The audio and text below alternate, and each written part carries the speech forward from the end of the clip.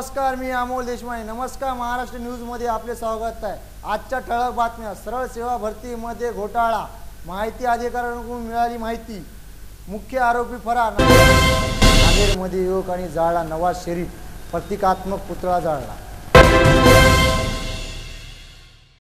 देगलूर येथे श्री बालाजी झेंड्याला निरोप. धुळे येथील जिल्हा अधिकारी कार्यालयात संतप्त शेतकऱ्यांनी केली दगडफेक, पोलिसांनी केला लाठीचार्ज. भारतीय जवानाच्या भावनेचा उद्रेक. गेल्या काही वर्षात महाराष्ट्रात सरळ सेवा भरती प्रक्रियेत हजारो विद्यार्थी नोकरीस लागले. तलाठी, ग्रामसेवक, लिपिक, मंत्रालयीन सहाय्यक, स्टेनो, शिक्षक, पोलीस, वरिष्ठ सहाय्यक या पदावर निवडले गेले होते. पण यातील निवड झालेले हजारच्या वर परीक्षार्थी हे डम्मी बोगस होते असा आरोप योगेश जाधव या तरुणाने केला असून व त्याचे सर्व सबळ पुरावे पोलिसांकडे दिलेले आहेत. मुळात हाल तिकीटवर खाडकोड करून डम्मी विद्यार्थी परीक्षेला बसवले गेले होते. योगेश जाधवने माहितीच्या अधिकारातून ही खळबळजनक माहिती मिळवलेली आहे आणि मागच्या महिन्यात त्याने मांडवी पोलीस स्थानकात या प्रकरणाचा मुख्य सूत्रधार मांडवी येथील रहिवासी प्रमोद उर्फ प्रबोध मधुकर राठोड याच्या विरोधात गुन्हा दाखल केला असून राज्याचा सीआयडी विभाग या प्रकरणाची सखोल चौकशी करत आहे. प्रबोध व त्याचे 3 साथीदार अद्याप फरार असून पोलीस त्यांच्या मागावर आहेत. या नोकरी भरती घोटाळ्याची व्याप्ती राज्यभर असून अनेक मोठे मासे गळाला लागण्याची शक्यता आहे. एक पूरे महाराष्ट्र में रिक्रूटमेंट स्कैंडल था. पिछले 9 साल से एक रैकेट के द्वारा ये चलाया जा रहा था. जब ये इंसिडेंट का मुझे पता चला कि मेरे गांव में से कुछ तकरीबन 30 लोग थे. जो 30 लोग थे वो सभी ने कुछ इसी तरह की मैंने पहले सुना था इस बारे में. जब मैं वैकेशन में अपने पढ़ाई से पूरी कर आ रहा था अपने गांव, उस समय मैंने कुछ इनके आरटीआई फाइल किए थे जो भी मेरे गांव से लगे थे. एक्सटेंशन ऑफिसर हो या असिस्टेंट इंजीनियर हो या फिर उसमें अपर डिवीज़न क्लर्क हो, लोअर डिवीज़न क्लर्क हो या सेफ्टी सुरक्षा अधिकारी हो, इन सबके आगे मैंने जो थे कमीशन में फ़ाइल किए थे आरटीआई. उस आरटीआई में मुझे निकला कि इनमें मैंने जो हॉल टिकट मंगाई थी उन सब की, जो हॉल टिकट हो या उनकी अटेंडेंस शीट हो, ये सारी मैंने मंगवाई थी. और उसमें देखा कि जो बैठने वाला था और कोई जो ओरिजिनल कैंडिडेट था वो बिल्कुल भी उसकी फ़ोटो कहीं मैच नहीं हो पा रही थी. जो उस समय ये डाउट आया मुझे कि ये मॉर्फिंग का हो सकता है और वो क्लियरली वहाँ पे हमें दिखाई दे रहा था, मॉर्फिंग हुआ गया था. तो फिर सभी के एक सबसे अजीब बात थी इसमें कि सभी 30 के 30 कैंडिडेट्स में ऐसा हुआ था. 30 के 30 कैंडिडेट्स में.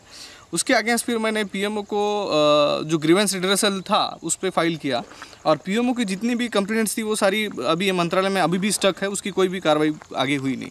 तो मैंने एक प्रवीण परदेशी अपने सीएम महाराष्ट्र सीएम के प्रिंसिपल चीफ सेक्रेटरी हैं, उन्होंने इसकी दखल ली और तुरंत मुझे एक मेल का उन्होंने रिप्लाई दिया. जो मेल का रिप्लाई दिया और नांदेड़ एसपी ने उसकी दखल ली. नांदेड़ एसपी ने नांदेड़ एसपी ने मुझे बुलवाया गया और मेरा स्टेटमेंट लिया गया. उसके एक पिछले सितंबर अक्टूबर की बात है ये.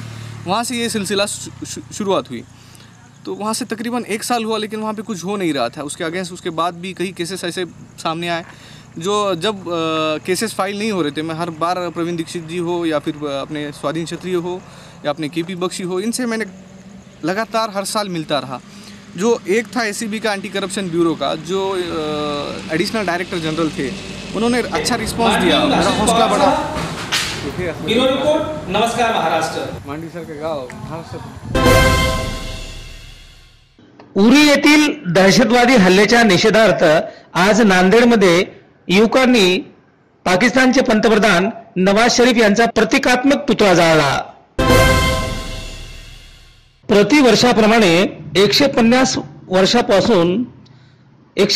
वर्षापासूनच्या परंपरेनुसार श्री बालाजी झेंड्याला भक्तांनी निरोप दिला.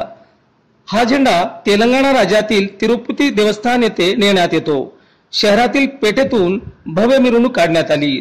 ही मिरवणूक बैरागी मठ येथे आरती करून पुढे टप्प्याटप्प्याने भक्तांना दर्शनासाठी थांबत जाणार आहे. दर्शनासाठी भक्तांकडून प्रचंड गर्दी होत आहे. देगलूरहून संदीप भालेरावसह ब्युरो रिपोर्ट. नमस्कार महाराष्ट्र. धुळे जिल्हाधिकारी कार्यालय येथे कोळी समाजाचे कार्यकर्ते व शेतकरी अक्कलपाड्याहून पाणी वितरित होण्यासाठी उपोषणास बसले होते. परंतु त्यांच्या मागणीकडे जिल्हाधिकारी कार्यालयाने दुर्लक्ष केले, त्यामुळे संतप्त शेतकऱ्यांनी जिल्हाधिकारी कार्यालयावर दगडफेक केली आणि याच कारणामुळे पोलिसांनी शेतकऱ्यावर लाठी हल्ला केला. धुळ्याहून संपत शिंदेसह ब्युरो रिपोर्ट. नमस्कार महाराष्ट्र. पाकिस्तान एक कान खोल कर सुन ले, अब की ये जंग छिड़ी तो नामो निशान नहीं होगा. कश्मीर तो होगा लेकिन पाकिस्तान नहीं होगा. लाल कर दिया लहू से तुमने श्रीनगर की घाटी को, किस गफलत में छेड़ रहे तुम सोई हल्दी घाटी को. जहर मजहब का पिलाकर इन कश्मीरी परवानों को, भय और लालच दिखलाकर तुम भेज रहे नादानों को. खुले प्रशिक्षण है, खुले शस्त्र है, खुली हुई शैतानी है, सारी दुनिया जान चुकी है हरकत पाकिस्तानी है. बहुत हो चुकी मक्कारी, बहुत हो चुका हस्तक्षेप, समझा दो उनको वरना भवक उठेगा पूरा देश. देश अगर हो गया खड़ा तो त्राही त्राही मच जाएगी, पाकिस्तान के हर कोने में महाप्रलय आ जाएगी. क्या होगा अंजाम तुम्हें इसका अनुमान नहीं होगा. कश्मीर तो होगा लेकिन पाकिस्तान नहीं होगा. ये आवाक्स, ये एटम बम पर हिम्मत कौन दिखाएगा. इन्हें चलाने क्या बोला बाप तुम्हारा आएगा. अब की चिंता मत कर, चेहरे का खोल बदल देंगे. इतिहास की क्या है हस्ती, पूरा भूगोल बदल देंगे. धारा हर मोड़ बदल कर लाहौर से गुजरेगी गंगा. इस्लामाबाद की छाती पर लहराएगा भारत का झंडा. रावलपिंडी और कराची तक सब कुछ गार्थ हो जाएगा. सिंधु नदी के आर पार पूरा भारत हो जाएगा. फिर सदियों सदियों तक जिन्ना जैसा शैतान नहीं होगा. कश्मीर तो होगा लेकिन पाकिस्तान नहीं होगा. पाकिस्तान कान खोल कर सुन ले, मत करना हिम्मत हमसे टकराने की, वरना विश्व के मानचित्र पर तेरा नामो निशान नहीं होगा. कश्मीर तो होगा लेकिन पाकिस्तान नहीं होगा. हिंद. भारत माता की जय. आजचे बातमीपत्र संपले. नमस्कार.